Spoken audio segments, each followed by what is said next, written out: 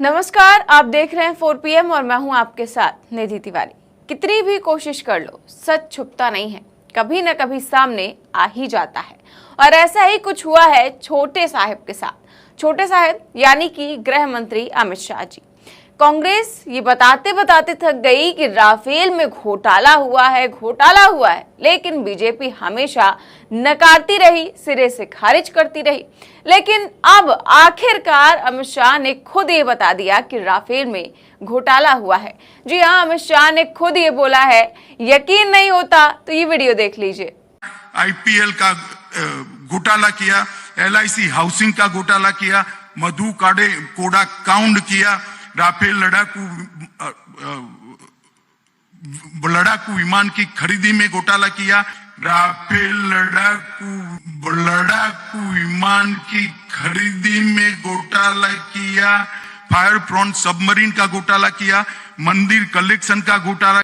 तो सुना आपने, अमित शाह जी खुद कह रहे हैं कि राफेल लड़ाकू विमान की खरीदी में घोटाला हुआ है। हालांकि यहाँ उनकी जबान फिसल गई और वो गलती से राफेल बोल गए। दरअसल अमित शाह मध्य प्रदेश के दौरे पर थे। शाह ने Kushabhau Thackeray international convention centre में बीजेपी सरकार के 20 साल के रिपोर्ट कार्ड की बुकलेट जारी की। यहाँ पर वो अपनी तारीफ तो कर ही रहे थे, शिवराज सिंह चौहान की तारीफ कर रहे थे और कह रहे थे कि प्रदेश की स्थिति काफी ज्यादा अच्छी हो गई है उनके राज में। लेकिन इस दौरान वो कांग्रेस पर हमला ना बोले, ऐसा कैसे हो सकता है। यहाँ पर भी वो कांग्रेस को कोसना नहीं भूले और वो जो है जिक्र कर रहे थे कांग्रेस के घोटालों का। इसी दौरान उनके मुंह से राफेल का नाम भी निकल गया। लेकिन अब बोल ही दिया तो वीडियो वायरल होगा ही, और वीडियो वायरल हुआ तो लोग तमाम तरह की टिप्पणी करने लगे और कहने लगे कि सच सामने आ गया। मध्य प्रदेश कांग्रेस प्रभारी रणदीप सिंह सुरजेवाला ने ट्वीट किया, आज मध्य प्रदेश में श्री अमित शाह जी ने स्वीकार कर लिया कि राफेल लड़ाकू विमान की खरीद में घोटाला हुआ। अब मोदी सरकार को बताना चाहिए कि उस घोटाले में सरकार में बैठे कौन कौन लोग जिम्मेदार हैं और उसकी तफसील क्या है, सरकारी खजाने का पैसा कहां गया, कैसे भ्रष्टाचार हुआ, मोदी सरकार जवाब दे। तो वहीं कांग्रेस की फायर ब्रांड प्रवक्ता सुप्रिया सुनीत ने लिखा कि कितनी भी कोशिश कर लो, सच छुपता नहीं है। जो बात आज अमित शाह ने कह दी वही तो पूरा देश कह रहा था, राफेल में घोटाला हुआ है।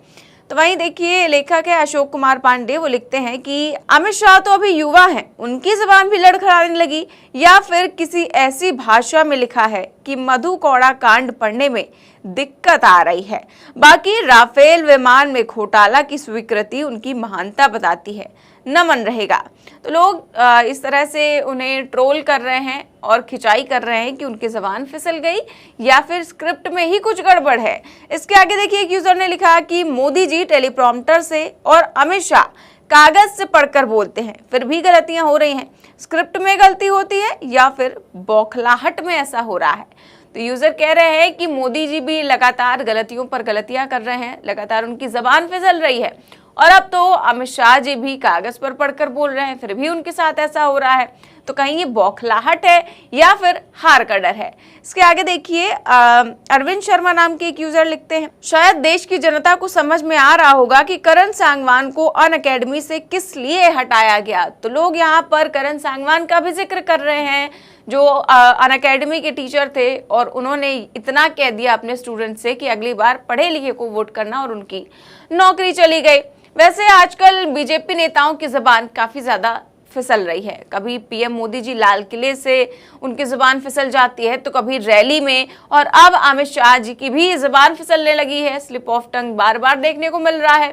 फिलहाल अगर मध्य प्रदेश की बात करें तो वहां पर सियासी पारा अब काफी ज्यादा चढ़ा हुआ है। विधानसभा चुनाव में अब ज्यादा वक्त नहीं बचा है। इसी साल के अंत में विधानसभा चुनाव होने हैं और कुछ ही हफ्तों में तारीखों का भी ऐलान हो जाएगा।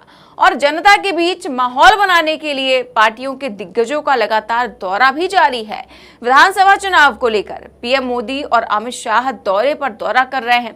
41 दिन में अमित शाह का ये एमपी में चौथा दौरा था और पीएम मोदी भी 3-4 बार एमपी में पधार चुके हैं। तो वहीं दूसरी ओर कांग्रेस ने भी ठान ली है कि इस बार तो किसी भी कीमत पर कथित घोटालेबाज सरकार को सत्ता से बाहर करना है। जब से बीजेपी ने प्रियंका गांधी के खिलाफ एफआईआर कराई है, तभी से कांग्रेस ने अपनी आवाज और बुलंद कर दी है और लगातार मध्य प्रदेश की शिवराज सिंह चौहान सरकार के घोटालों का पर्दाफाश किया जा रहा है। और अब कांग्रेस ने शिवराज सरकार को घेरने के लिए मध्य प्रदेश की सड़कों पर जगह जगह पोस्टर भी लगा दिए हैं। शिवराज सिंह चौहान की फोटो है, उसके नीचे लिखा हुआ है मामेटो। जिस तरह से कर्नाटक के चुनाव में कांग्रेस ने पे सीएम के पोस्टर लगाए थे और 40% कमीशन खोरी का आरोप लगाया था, उसी तरह से मध्य प्रदेश में भी 50% कमीशन खोरी का आरोप कांग्रेस लगा रही है। लोगों का कहना है कि शिवराज सरकार में मध्य प्रदेश घोटाला प्रदेश बन चुका है। शिवराज कमीशन, 50% कमीशन, इस तरह के नारेबाजी भी की जा रही, इस तरह के नारे लगाए जा रहे हैं और लगातार कांग्रेस मध्य प्रदेश में घोटालों का पर्दाफाश कर रही है। जब प्रियंका गांधी आई थी तो उन्होंने भी बड़ी लंबी लिस्ट जारी की थी वहां पर घोटालों की। इस बीच एमपी में बीजेपी की पहली सूची भी आ गई है। 3-4 दिन पहले ही विधानसभा चुनावों के लिए बीजेपी ने 39 उम्मीदवारों की पहली लिस्ट जारी की थी। लेकिन ऐसा पहली बार हुआ कि बीजेपी ने विधानसभा चुनावों की तारीखों के ऐलान से पहले ही उम्मीदवारों की लिस्ट जारी कर दी है। लेकिन अब इस लिस्ट को लेकर भी विवाद खड़ा हो गया है। दरअसल इस लिस्ट में ऐसे तमाम नाम हैं जिसको लेकर बीजेपी घिर गई है, क्योंकि बीजेपी की इस लिस्ट में किसी नेता के भतीजे, किसी के बेटे और किसी की बहू को टिकट दिया गया है। जी हाँ, बीजेपी और प्रधानमंत्री मोदी अक्सर परिवारवाद को लेकर बात करते हैं, उसके खिलाफ बयान भी देते हैं। पीएम मोदी ने तो इसी बार लाल किले से 15 अगस्त को परिवारवाद की जमकर आलोचना की थी और कहा था कि परिवारवाद जो है दीमक की तरह खा रहा है। लेकिन अब उनके इस बयान के बाद ही एमपी में लिस्ट जारी हुई, जिसके बाद बीजेपी खुद परिवारवाद के मुद्दे पर घिरती नजर आ रही है और इसी बीच पार्टी में बगावत भी तेज हो गई है। लगातार मध्य प्रदेश में लिस्ट जारी होने के बाद बीजेपी को झटके पर झटके लग रहे हैं। तमाम बीजेपी के नेता कांग्रेस में शामिल हो रहे हैं जिन्हें उस लिस्ट में जगह नहीं मिली। 2 दिन पहले ही बीजेपी नेता और सिंधिया समर्थक समंदर पटेल 1000 से ज्यादा कार्यकर्ताओं अपने समर्थकों के साथ कांग्रेस में शामिल हो गए। तो एक तरफ बीजेपी मध्य प्रदेश में कई मुद्दों पर घिर चुकी है, तो वहीं कांग्रेस की स्थिति कई सर्वे में भी काफी मजबूत दिखाई दे रही है। सबसे पहला सर्वे तो एबीपी को लेकर ही किया गया था, जिसको लेकर खूब बवाल भी खड़ा हुआ था और उस समय सीधे सीधे कांग्रेस की सरकार बनती हुई नजर आ रही थी। और उसी के सर्वे के बाद तमाम सर्वे भी किए गए, उसमें भी सिर्फ और सिर्फ कांग्रेस की सरकार बनती नजर आ रही है और बीजेपी चारों खाने चित नजर आ रही है। फिलहाल बीजेपी की स्थिति कैसी है मध्य प्रदेश में सभी जान रहे हैं। लगातार घोटाले पर घोटाले हो रहे हैं। पटवारी भर्ती में घोटाला हुआ, उसको लेकर भी युवा जो है सड़कों पर प्रदर्शन करते नजर आए थे और अब कांग्रेस भी चौतरफा घेर रही है बीजेपी को। तो क्या होगा मध्य प्रदेश में, ये तो फिलहाल वक्त ही बताएगा। इस खबर में बस इतना ही। देश और दुनिया की तमाम बड़ी खबरें जानने के लिए देखते रहिए 4PM न्यूज नेटवर्क। नमस्कार।